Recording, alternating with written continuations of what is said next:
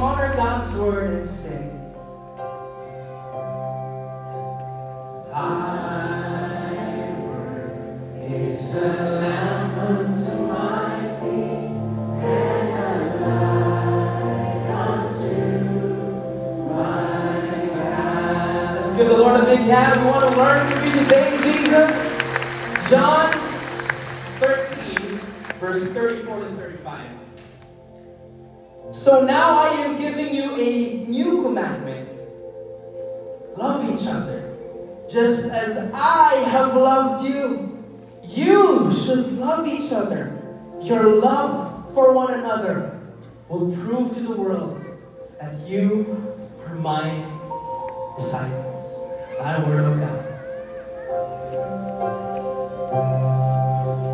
Thy word is a lamp unto my feet and a light unto my path. Can you give your neighbor a tight hug and say, welcome to the feast?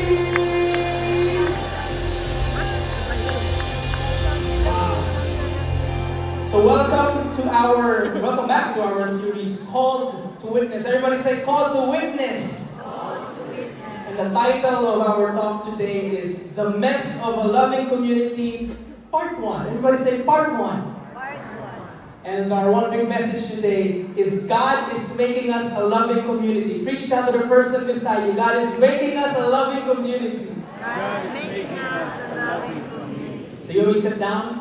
And on your way down, tell your neighbor, I'm so excited today.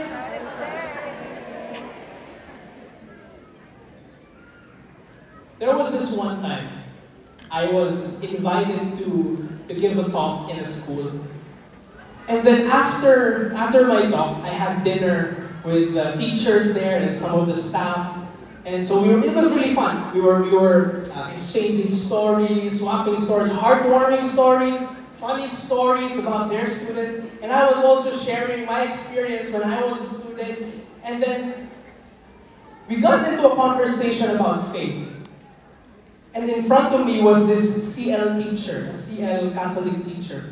And then he asked me, so Nico, so what do you do? Like, do you serve in a parish or what? What part of what community are you part of? What parish are you part of? And so I told him, sir, I'm a lay minister. I'm also a worship leader, and sometimes I co-preach with my preachers. And then he said, pero ano ka? What parish? What community? And so I said, saan po? Sa The Feast po. No kidding. Not exaggerating. This was his reaction. The Feast? Ganon. Ganon talaga. He turned his face. The Feast. And sabi, sa isip ko lang naman. Sabi ko, cute mo sir.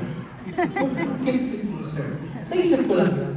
And then when I asked him, why sir? Have you been to the feast before? Sabi ko sa kanya. And then he said, yeah, I've been there a couple of times. Pero kasi alam mo, mali talaga. Mali na meron kayong drums sa misa. Sabi ko talaga, sir, drums? Saan mo naman nabasa na bawal ang drums sa misa? And sana si Cardinal Advincula lumapit na nung Grand Easter Feast sa drummer. Bawal yan. Hindi ko tutuloy yung misa kasi bawal yan dito. Archbishop of Manila na yun. Or sana all the hundreds of priests around the world na nag-hold ng Mass sa Sundays kapag sa feast. Sana lahat sila nagsabi na, Brother Bo, Brother Odin, Brother Alvin, bawal po ang drum sa feast. Saan mo naman nabasa yun, sir? Sinabi ko talaga yun. Sa isip ko. Sa totoong buhay, in reality, I told him, opo sir, opo.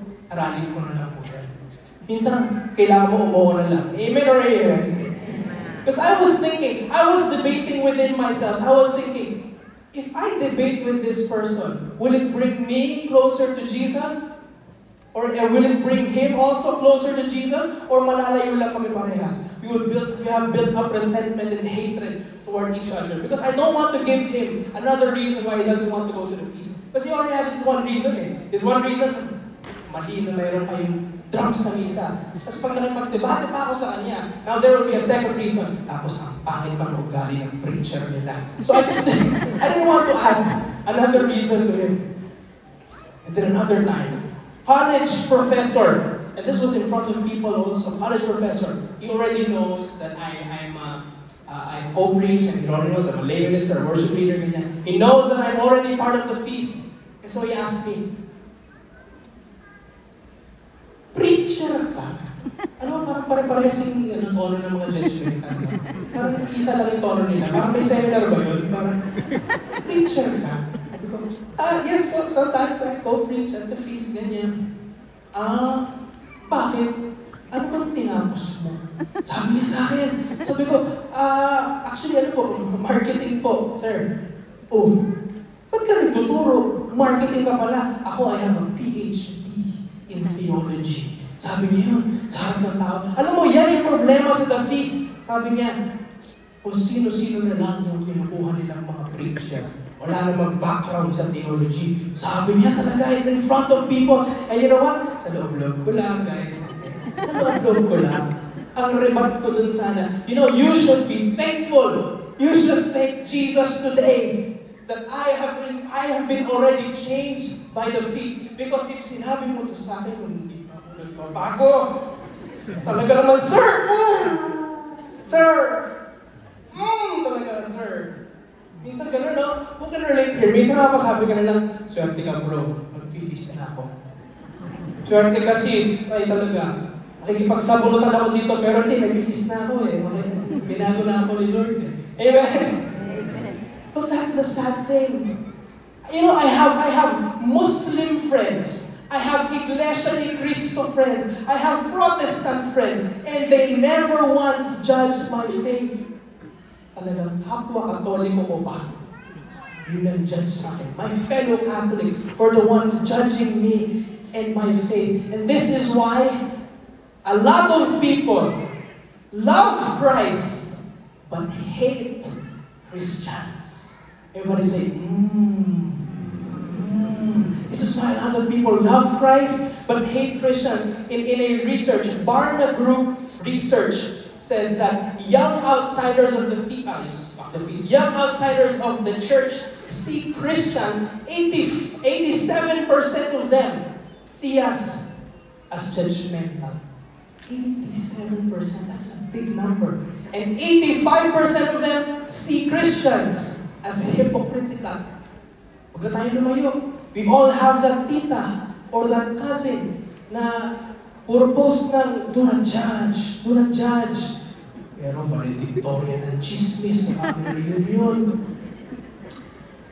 Kaya siguro wala pang anak si ganito, no? Kaya siguro, naku, buntis daw si ganito. Or that tito na meron tattoo na love your neighbor. Pero nung yung staff niya sa bahay, nasunog yung polo niya, grabe niya sigawan. Grabe mag-road rage. This is why, as Christians, we don't just need a rebranding as followers of Christ. We need a complete overhaul. Because here's the thing. Following Jesus is just about one thing. Ask me what? Following Jesus is only about loving your neighbor. Amen? Tell the person beside you, love your neighbor. Because let's read it again. John 13. Verse 34 to 35. Jesus said, so now I am giving you a new commandment. Love each other, just as I have loved you. You should love each other. Your love for one another will prove to the world that you are my disciples. God could have said, Jesus could have said, if you know the Bible cover to cover, then people will know that you are my disciples. That's important. That's really good. But that's not what Jesus said. Jesus could have said, if you attend the Mass every day, if you pray the Rosary every single day, then people will know that you are my disciples. That's really good. Really, really, really, really important. But that's not what Jesus said. What did Jesus say? Your love for one another will prove to the world that you are my disciples.